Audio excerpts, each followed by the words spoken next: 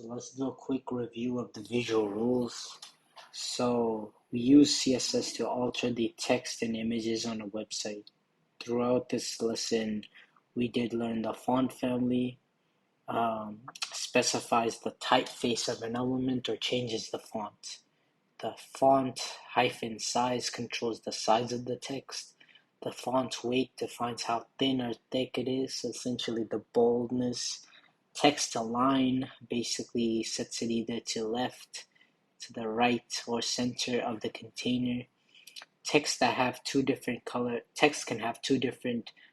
attributes, the color and the background color.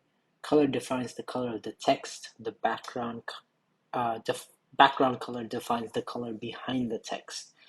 The CSS can make an element transparent with the opacity property, and CSS can also set the background of an element to an image with the background image property.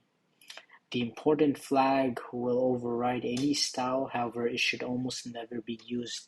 It is extremely difficult to override. So yeah, that's gonna basically wrap up all of our visual rules, and we actually learned a lot on how to make the website more visually appealing now. But that's gonna wrap it up right here. Thank you so much for watching, and if you did enjoy this, please consider subscribing, and we're gonna move on to bigger and better things in the future, so stay tuned, and I'll see you guys in the next one.